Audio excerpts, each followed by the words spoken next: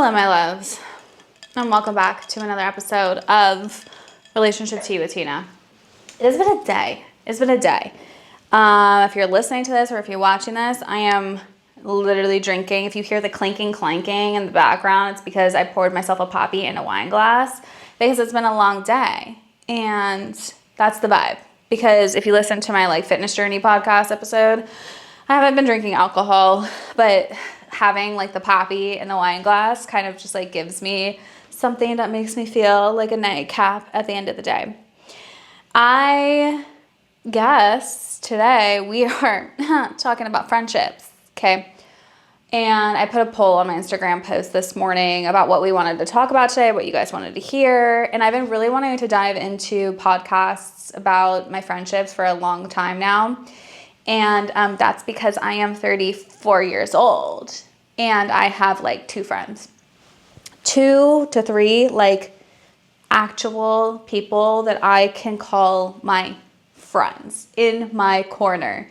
And I know that a lot of people in adulthood struggle big time with finding friendships, creating friendships. How do you even create friends, make friends as an adult? It's not the same as it was when we were little kids, where you're kind of just forced into classrooms and in social settings and on sports teams where you make your lifelong friends. And I've also lost a lot of friends throughout the duration of, my adulthood, throughout childhood, throughout life, let's just say. I even had to uninvite one of my bestest longtime friends to my wedding. And I will get to that story. But, realizing as I'm talking this through right now, it's so important to remember that friends will come and go, okay? And something that I even talked about to my client this week actually is just really making sure that you pour your energy into the friends that require the least amount of energy. You know what I'm saying? The ones where you can go a month or 2 months or even years without talking to them or seeing them, but in your core and in your gut that they are your friend for fucking ever, that they are your person, that they will always be in your corner, and that if you ever needed them, you could call them and they would be there for you. And I have friends like that in my life. And I've always kind of been that girl that floated from friend group to friend group growing up. And from as far back as I can remember, in elementary school into high school, I was just kind of friends with everybody. I would bop around. I had my one best friend, but to be perfectly honest, I could fit into any group. And I would always kind of have guys that were really close friends, the boys, and then I would have my girlfriends that I would be close friends with. But when I think about it, I never kind of had that solid core forever friendships, because in elementary school, I moved around a lot. I left my elementary school and I went to another elementary school, and then I had that bestie at that school. And then I moved to another school, and then I had my 2 besties at that school. And I'm still very, very, very close with one of those besties that I met in 5th grade. She's my girl. She's my ride or die, 100%. But she is one of those friends that I will go years or months without seeing, without talking to. If you're listening, you know who you are, girl. And we will just pick right back off where we left off. And that friendship is one of those deep core friendships where we just know that she's going to be forever in my life regardless of what happens. I'll never forget the first day I met her. She lived around the block from me, and she was my neighbor for as long as I could remember. I played 7 Minutes in Heaven at her house for the first time. She was the cool house. Her mom was the super cool mom. She had all those parties growing up. And then she moved away. She left me. And that was the first time that I really, really navigated losing a friend. And what that actually looked like and what that actually felt like. And it was really hard. I think I was going into 6th grade around that time. And she left at like the most pivotal age where you need your bestie. Going into middle school and also going into high school without your girl, like that was really, really difficult for me. And we didn't talk for a lot of those years. We really didn't, because you kind of have your own other groups of friends that you start to make and evolve into. And it was really sad for me losing her, but you're kind of at that age where it's like fight or flight mode. And you go into middle school and you go into high school literally trying to be friends with whoever you can be friends with, so you can have that group of girls or that group in general so you don't feel alone. And if you struggled with friendships in middle school and in high school, gosh, I am so sorry, because that shit is brutal. It's brutal, and it's just really, really hard. But that's from like where I can actually really remember never kind of having that like grounded best friend.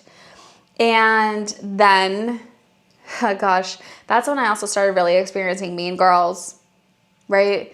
Bullies, girls that would just do anything and say anything to fit in, to have friendships. And when I went into high school, I joined competitive cheerleading. So majority of my friends were also competitive cheerleaders. And I don't consider myself like the popular girl, right?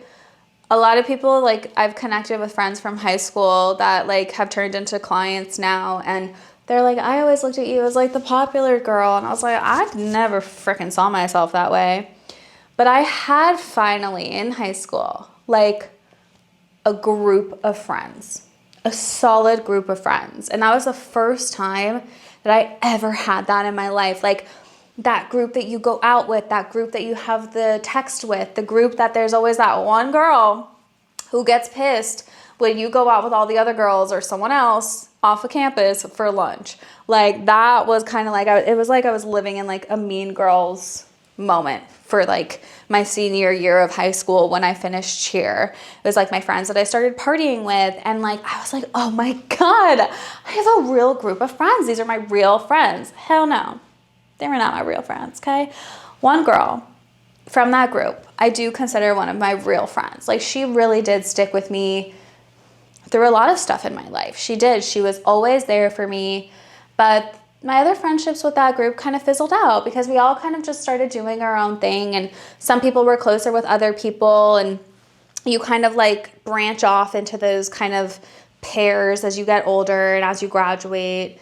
And I kind of like paired off with my girl, and we even lived together at my grandparents' house in their basement for a little while. Y'all, pro tip, don't live with your best friend. Like, don't live with your bestest friend, because the 2 times that I did that, it almost damaged my friendships, like for real, for real. So like, because living with someone is really hard. Then you deal with the boundaries and the cleaning and the snacks and this, especially in your early 20s. Just don't do it. Just don't do it. It'll make your life much easier. If you become besties with your roommate, fantastic, amazing, great. But don't move in with someone that you're like already best friends with, because it's going to cause a lot of potential problems for you guys, okay? And her and I, you know, this is hard for me to talk about because this is that particular friend that I told you that I had to uninvite to my wedding. But after I left my abusive relationship, you know, she was kind of one of those friends that stayed with me and that supported me through that relationship. But she also made it extremely very clear to me that she did not support that relationship. And that's what a true friend would do. Of course, this relationship was very unhealthy, and she made that very unclear. And then shortly after, she herself got into her own type of unhealthy, toxic relationship. And if anybody can empathize with what that's like, it's obviously me.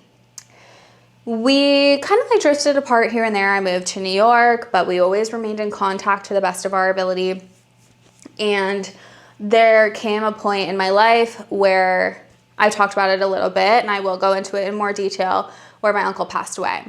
And my uncle was literally like my dad, my bestest friend in the entire world. He meant so much to me, so much to me. And he didn't have like a typical normal traditional funeral, but he had like a memorial where all of his friends got together and we watched kind of like those montage videos, and I was going to give a speech and my brother and sister were speaking. And it was a really, really difficult day for me. Hardest day ever. And so I obviously wanted my bestie there. I wanted her there. I wanted my girl there. Okay. She came. But this was a very pivotal moment in our relationship, was this day. And because she left my uncle's service halfway through. She left in the middle of it before I even got to my speech, because her boyfriend came and picked her up to take her to a concert. And I was devastated. Oh my God, I was devastated. And I don't think that I ever fully forgave her for doing that to me. I communicated how I felt, but when you are in the thick of a unhealthy, toxic / abusive relationship, like, that's always your priority. And I understand the hold that that does have on you. But from someone who witnessed firsthand me also being in an abusive, unhealthy relationship, I thought if anybody was going to stick through me by my side through that hardest moment of my entire life, it would have been her, right? And she would have been like, nah, I am not going to go to a concert and leave halfway through my bestest friend in the entire world's dad, basically, his funeral. But she did. And that was really, really hard for me. It really was.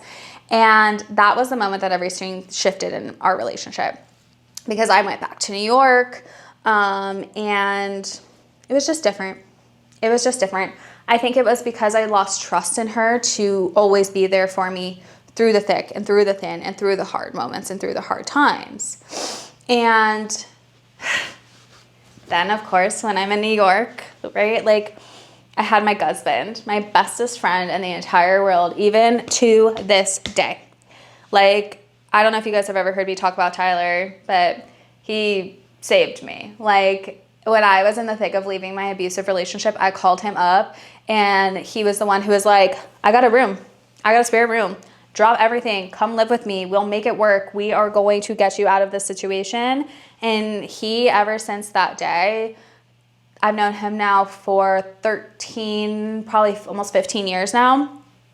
I will call him, and distance gets the best of us sometimes, because I left New York and that really came between us a little bit, but not to the extent that you would think.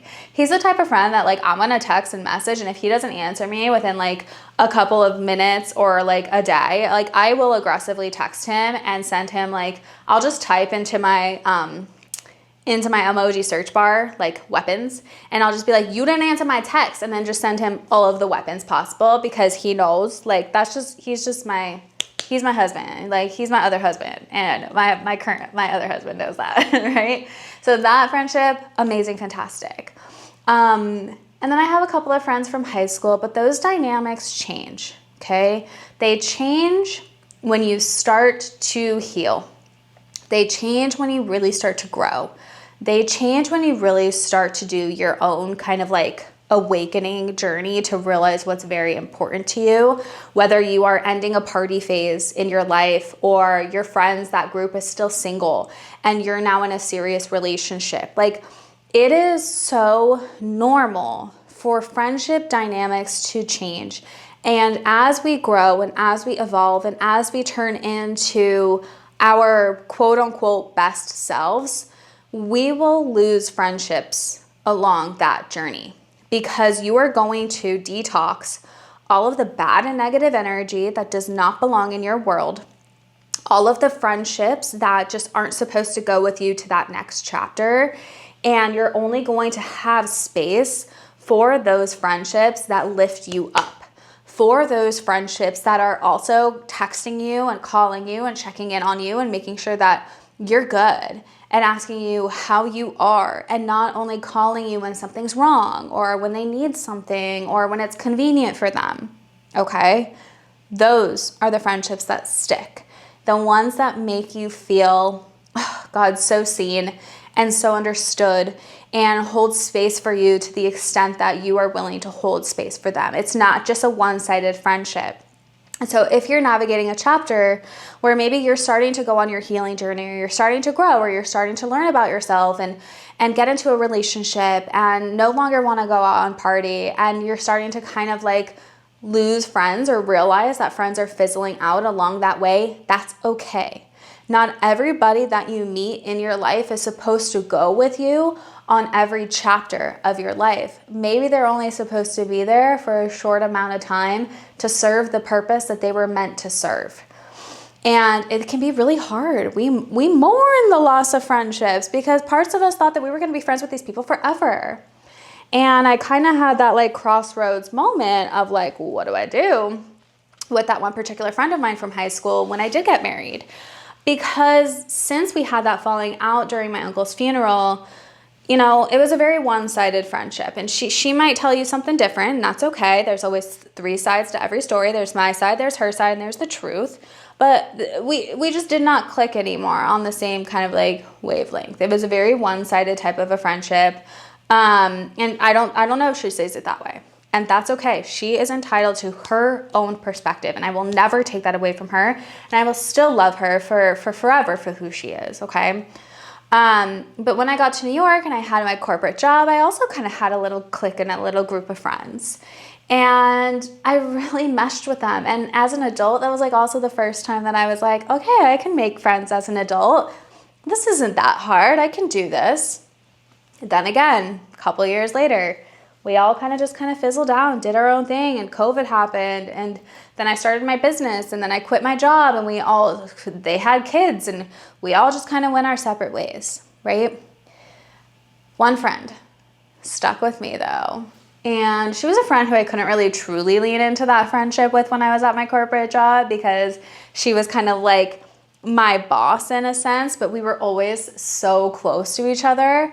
And our friendship truly, truly deepened and strengthened when I did leave that corporate job. And she is probably one of the only people that I still talk to on like an almost daily basis. She gets here on Friday, and I cannot wait to see her and hug her and squeeze her. But she is a real one. Like, she will check in on me. She'll ask me how I am. She'll always keep in touch with me. And, you know, she cares. And that means a lot to me. It really means a lot to me, especially as somebody who gives to so many different people in my world, in my career, in my job, in my life, that like having those friendships like Tyler and like my friend who's coming here on Friday, they literally truly mean the world to me. And then of course, when I got married, I did have to kind of make that decision, because y'all, if you don't know, hold on, I need to take a sip of my drink. So if you're listening and you hear ice clinking, it's because I need a sip of this drink. Shameless plug for the root beer poppies, y'all, like delicious. Okay, when I got married, I don't think I've ever even really told this story in depth.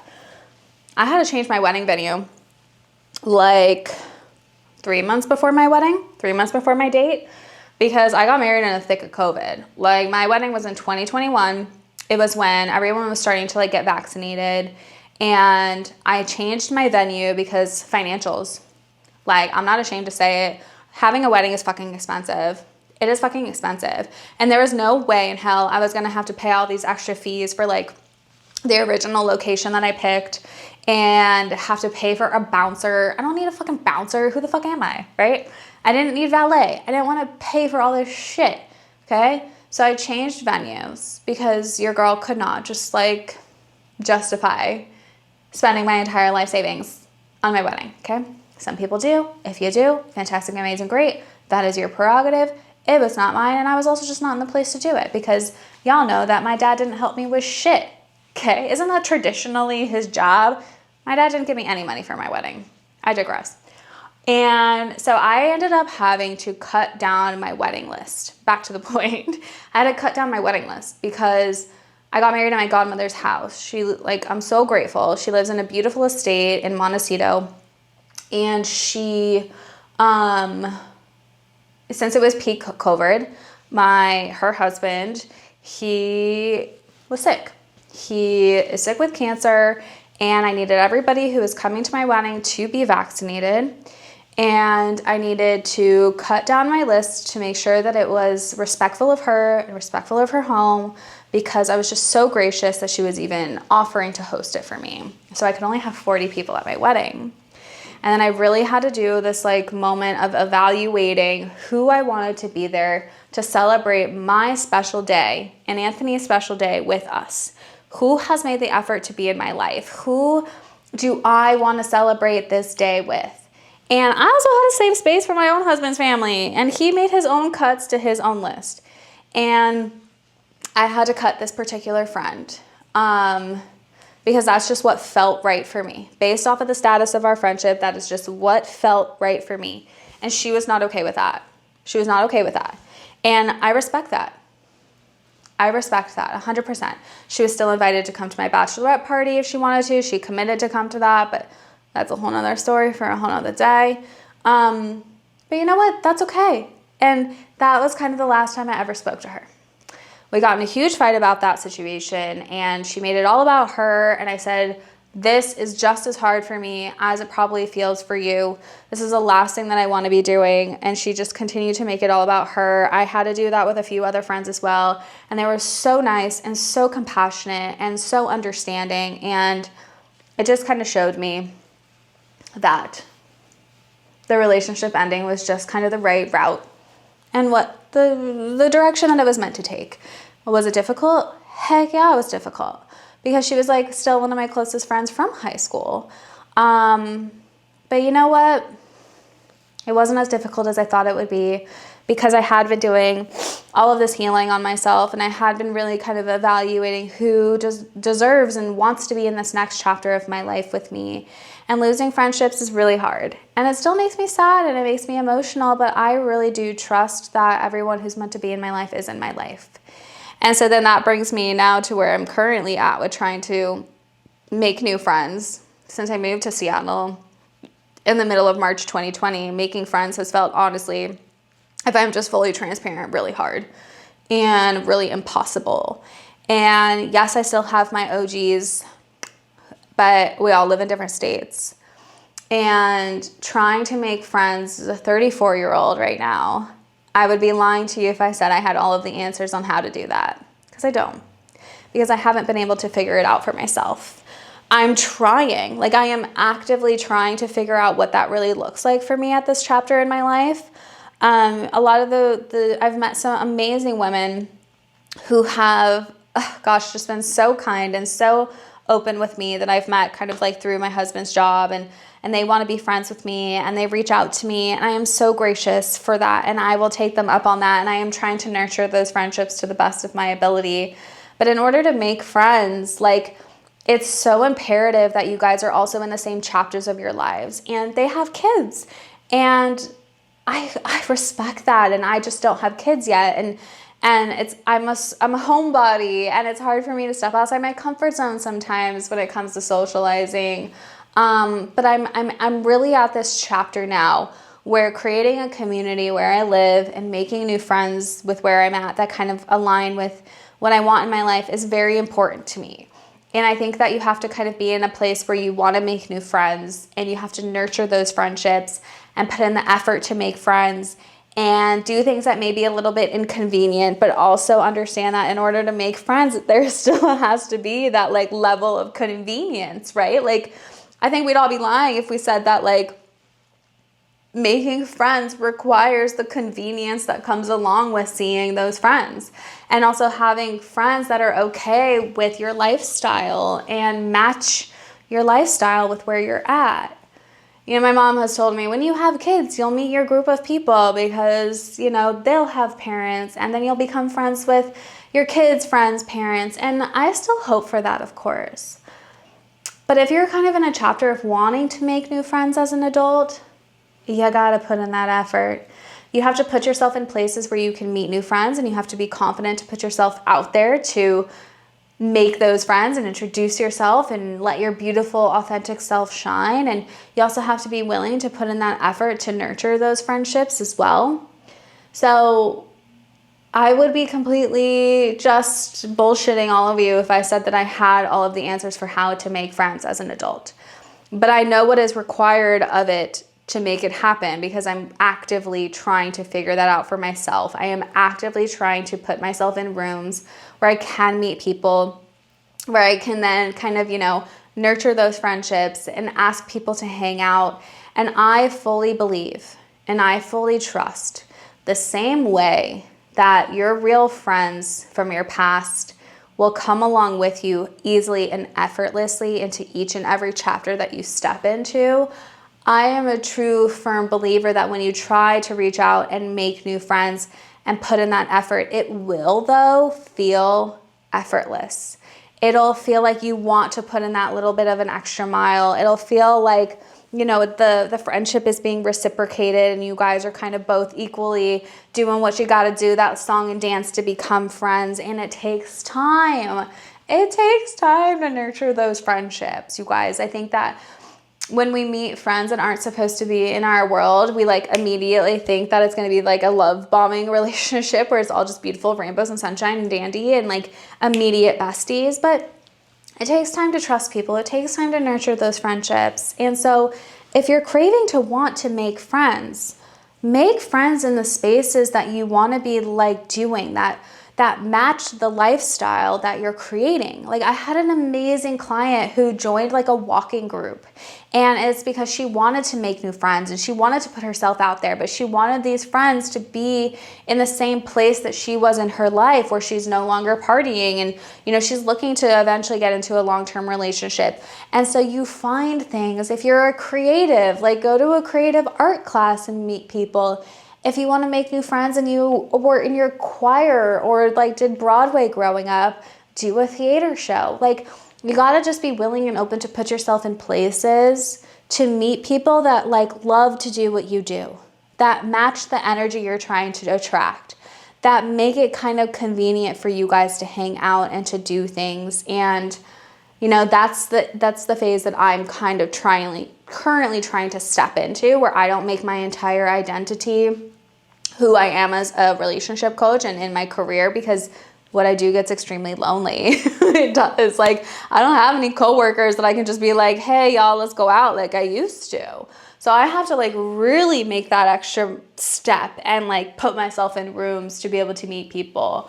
But if you work at a job and you like the people you work with, ask them to hang out. I had some of my best times and some of my best memories and best friendships when I had that group of friends at my corporate job. So honestly, just like everything else in life, you got to work for it. You got to step out of your comfort zone. You got to do the things to make these friendships happen.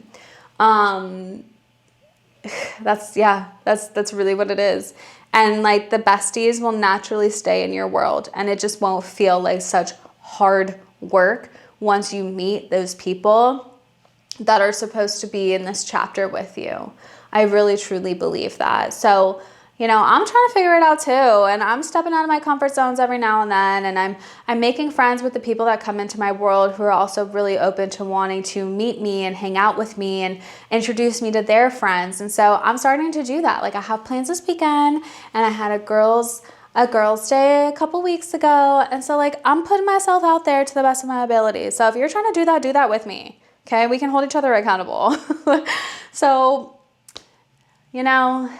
if you take anything away from today about friendships, just know that 1, you're not alone with trying to figure out all the friend stuff. It gets hard as you're an adult. It really does.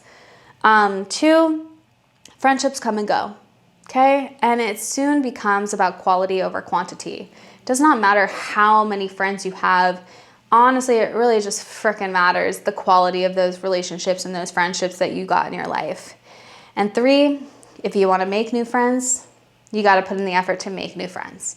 And you got to put yourself in rooms where you can meet people. And you got to be open to introducing yourself and be confident with who you are and not be afraid to put yourself out there, and also not be lazy when it comes to nurturing those friendships, and try and lean towards those friendships that are in the same chapter as you.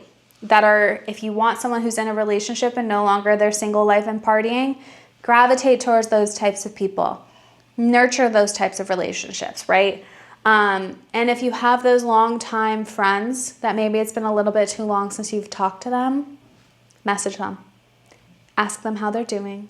Have a little bit of a chat. Have a little bit of a catch-up. And ask them how they're doing and how they're feeling. Because I guarantee you, they probably need to hear that from you if it's been a while. Okay. If you got questions, always reach out. Never, ever, ever hesitate. Like, I am not a stranger. If you want to drop a comment, if you want to chat and book a session, you can also do that as well. And, you know, if you're watching this on YouTube, like, subscribe, send to someone who may need to hear this episode. And if you're listening on Spotify, I love you all so much as well. And if you're listening to this in the morning, afternoon, or night, my loves, I hope you have an amazing morning, afternoon, or night.